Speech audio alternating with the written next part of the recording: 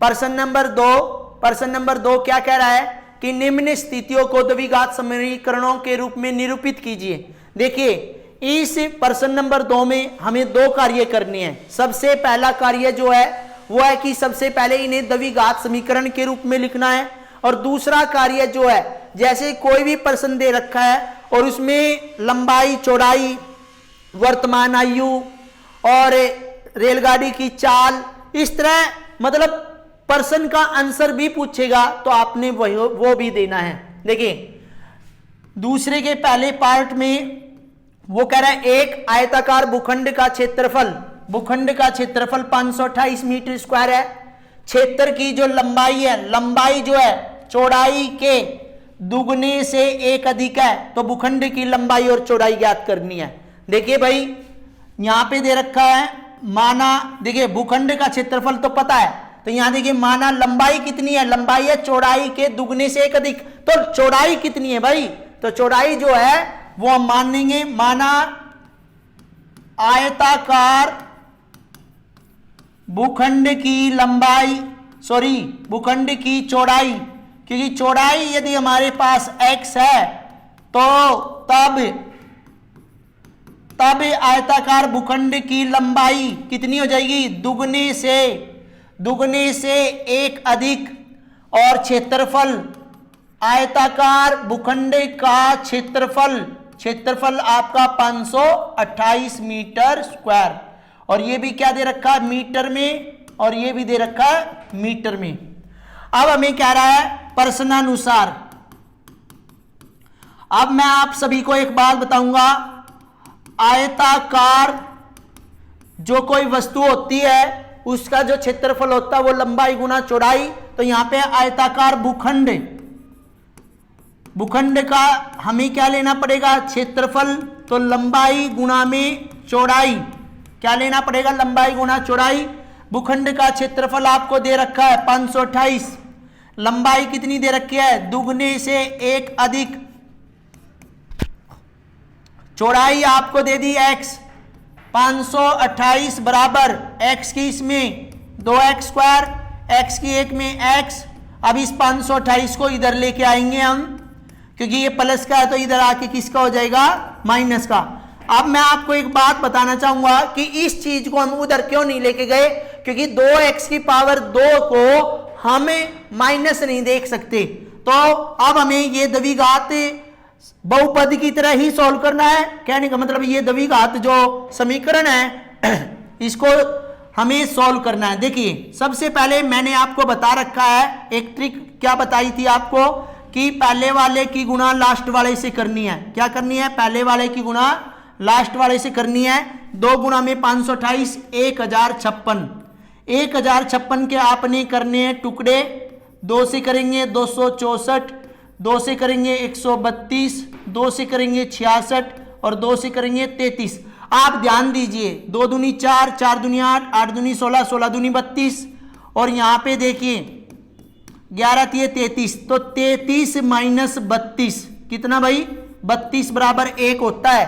तो अब हम यहां पे क्या लिख सकते हैं, 2x की power 2, 33x minus 32x minus 528, इन दोनों में कॉमन और इन दोनों में कॉमन, देखिए मैंने बता रखा है कॉमन x आएगा, और बाकी जो नंबर कॉमन है वो कैसे होगा, ये 2 है और ये 33 है, ये 2 है और ये 33 है, तो यहां पे कॉमन कुछ नहीं होगा, तो इसलिए ये जो 2x है पावर 2 इसको x से भाग करेंगे तो ये कितना हो जाएगा, 2x प्लस में 33x को x से भाग करेंगे कितना आ जाएगा, 33। इसको भी क्या करेंगे, 2x प्लस में 33 जो यहाँ पे लिखना है, और इसको इस पहले वाले से भाग करना है तो कितना आ जाएगा, 16। कैसे, 32x बटे में 2x, x से x कैंसिल और ये 16, तो हमारा आ गया 2x प्लस में 33 और x माइनस के 16। आपने क्या करना है, दोनों को 0 के बराबर रखना है। किसके बराबर रखना है, 0 के बराबर। ये आ गया प्लस का है तो माइनस का हो गया, और ये इधर गुणा में है तो हमें भाग में करना है इसको। इसके बाद x माइनस 16 बराबर 0, तो x की वैल्यू आ गई 16, तो अब यहाँ पे जो पॉजिटिव वैल्यू है वो लेके चलेंगे।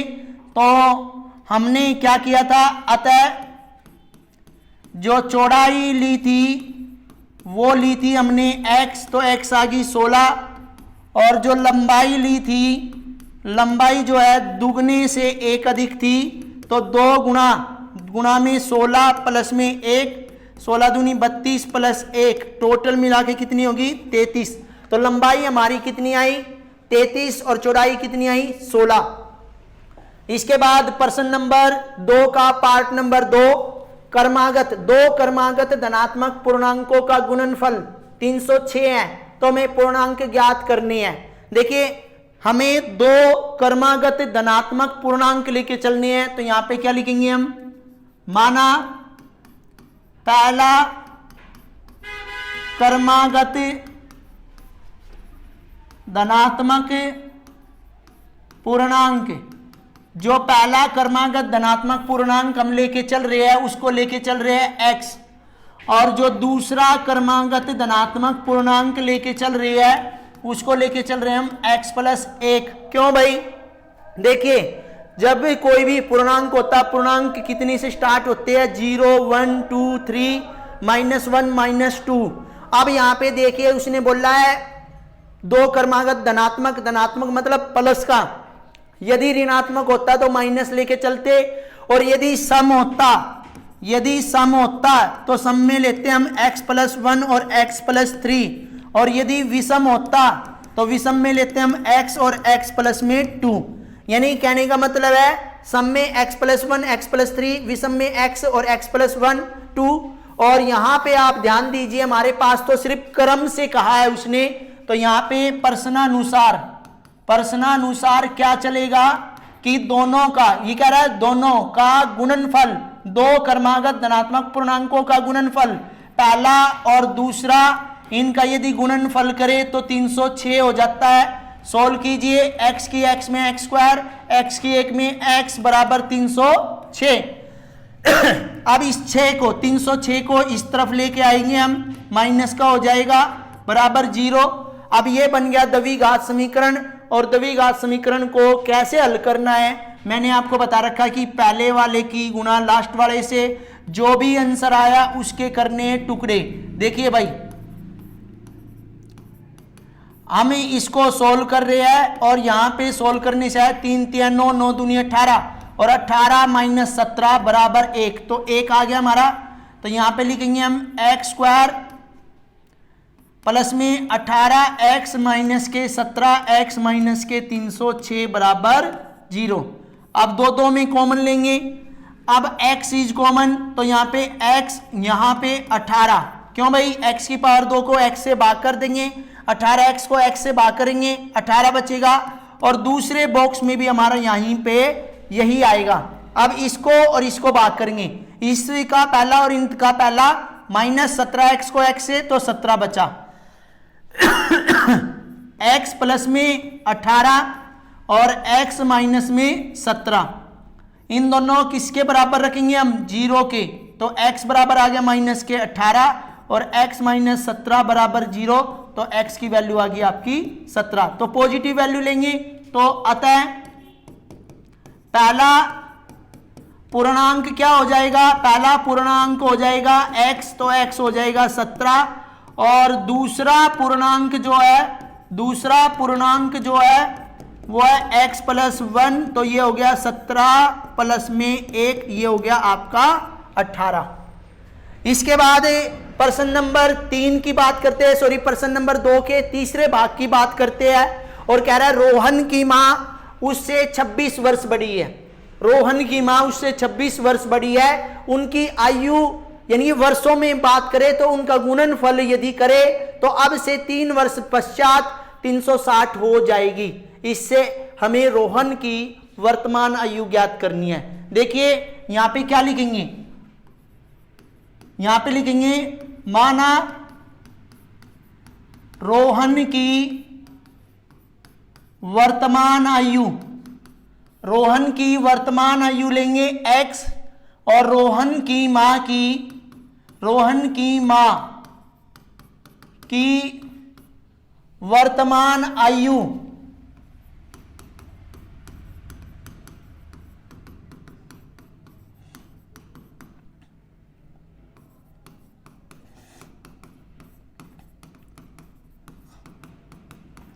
x प्लस में 26 वर्ष। अब पर्सन जब हम पढ़ रहे थे तो इसमें लिखा था कि अब से 3 वर्ष बाद, अब से 3 वर्ष बाद, अब आप लिखोगे यहां रोहन की आयु, रोहन की आयु अब से 3 वर्ष बाद हो जाएगी x प्लस 3, और रोहन की मां की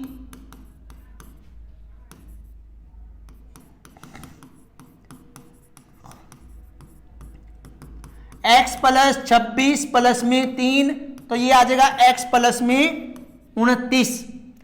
अब प्रश्नानुसार चलेंगे। प्रश्नानुसार सिंपल सी बात है, वो कह रही थी कि इनका गुणनफल x प्लस 3 का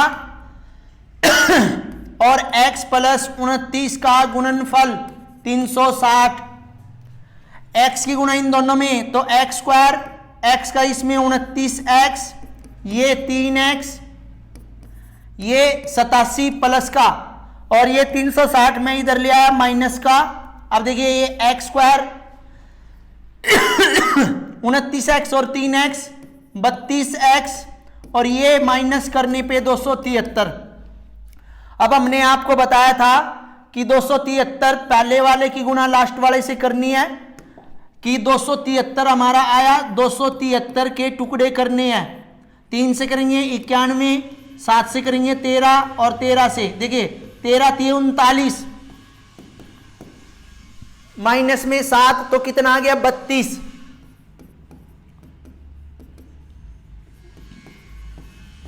बत्तीस एक्स की जगह क्या लिखेंगे 39x माइनस 7x माइनस 273। अब दो में कॉमन लेंगे तो कॉमन x प्लस में 39 भाई, क्योंकि और कोई कॉमन होगा नहीं।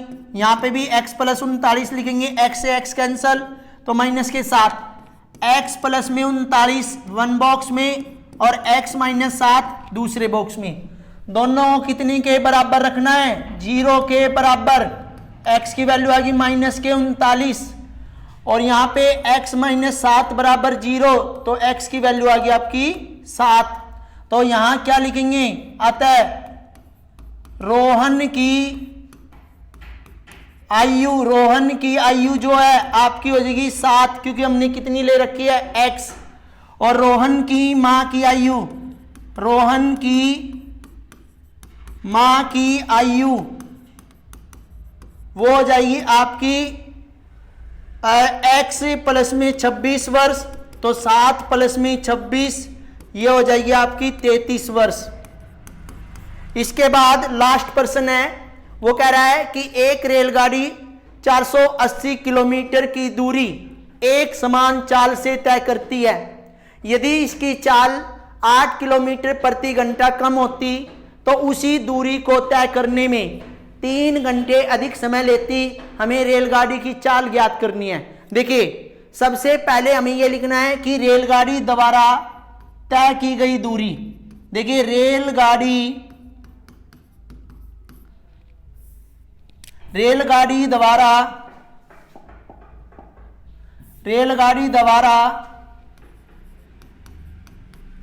तय की गई दूरी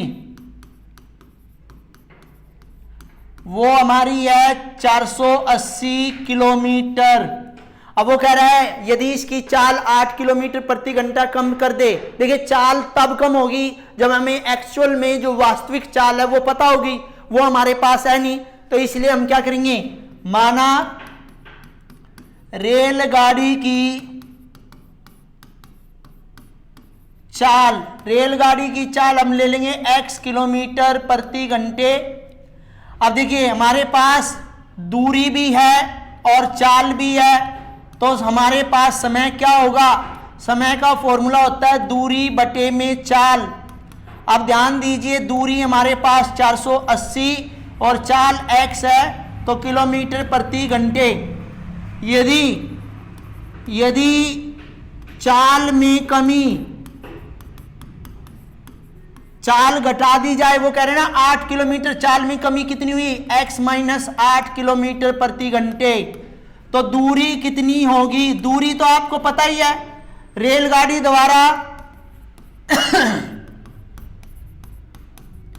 दूरी तय की गई, कितनी तय की गई है भाई? 480 किलोमीटर। अब बात कीजिए, देखिए दूरी आपके पास है, चाल आपके पास है, तो क्या आ गया? समय। समय अभी अभी हमने फॉर्मूला बताया था, दूरी बटे में चाल। तो दूरी कितनी है? 480 और x माइनस 8 किलोमीटर प्रति घंटे पर्सनानुसार। अब हम पर्सन के अनुसार चल रहे हैं। वो कह रहा है कि उसी दूरी को तय करने में 3 घंटे अधिक समय लिया। देखिए हमारे पास समय, पहले वाला समय है ये रहा, उसके बाद दूसरे वाला समय है ये रहा।